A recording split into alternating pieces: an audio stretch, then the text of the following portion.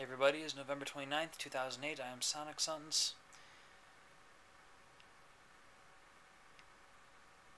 You see me moving my lips there. That's in synchronization with my heartbeat, which I can feel a little bit anyway at the moment.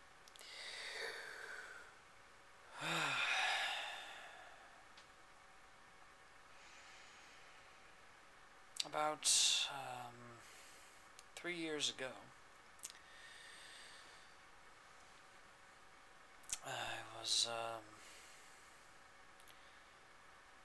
at school, and randomly, like that, I came across a sudden sense of dizziness. Vertigo, perhaps might be the word for it. The definitions always confused me a bit, I don't know.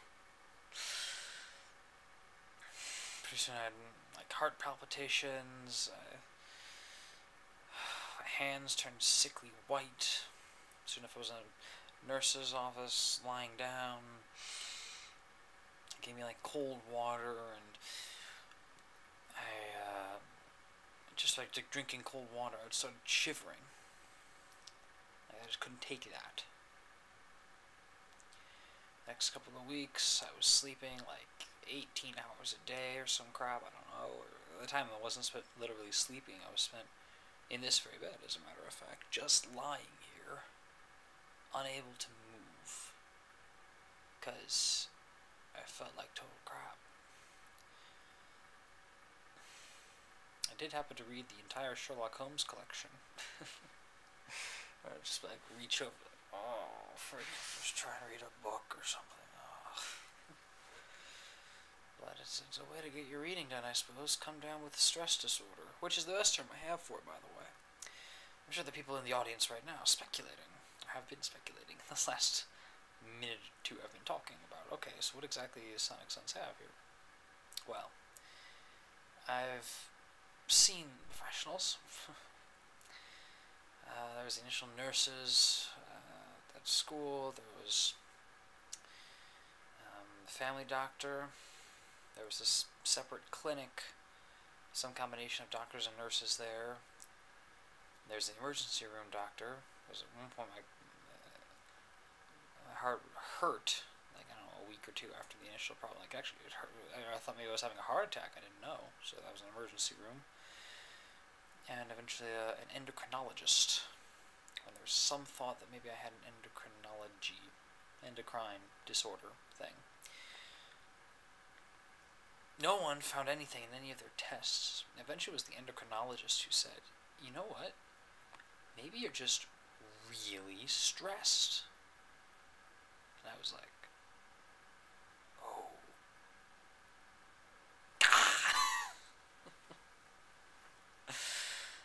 Because I'd spent a huge chunk of time in high school, most of my time, being incredibly stressed all the time. It was amazing to me if I could have my homework and stuff done by like, 8:30 p.m. That would be amazing. I did that one time. I was like, oh my gosh, I could go like watch a TV show. Because in general, I had a lot to do, and why I felt the need to do a lot. Well, it comes from various sources. From me, and from people I know, and from no one particular that like bound my hands and forced me. But let's just say that there was this insidious pressure to always perform at peak level, to always have everything academic you could possibly think of completed and done at the hardest levels. And even then I felt like I was sort of slacking. Like I could have taken a couple of harder classes. I could have, at times I really felt guilty for not doing more. And I suffered a lot.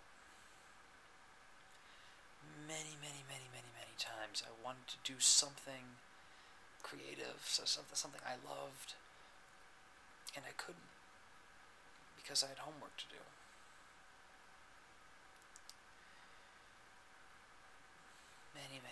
times I suffered. Not necessarily the most suffered person in the world, I'm sure. I've had food and shelter my whole life, so, you know, I know that other people have far more reason to complain about their own situations. But anyway, so eventually I developed a stress disorder, and it was terrible when it first started. And it's been slowly getting better. Basically, I've been getting better by treating the source, by being less stressed.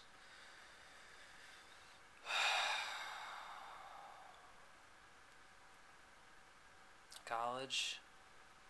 I picked a good college. And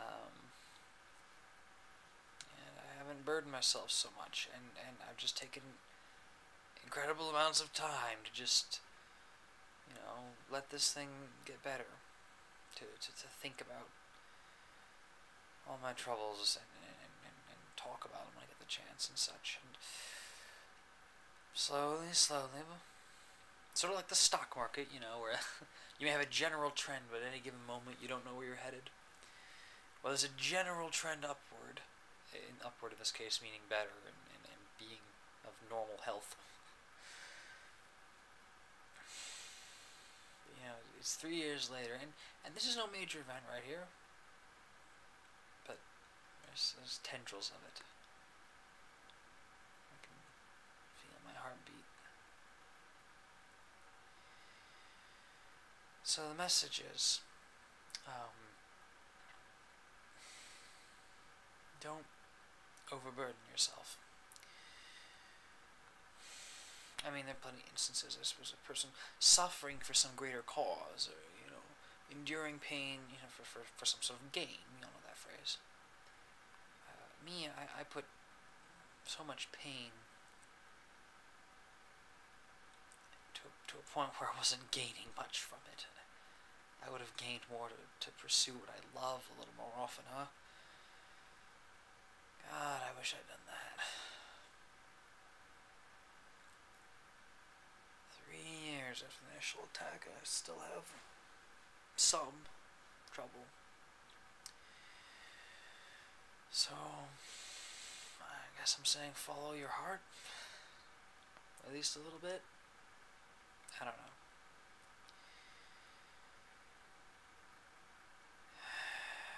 Just try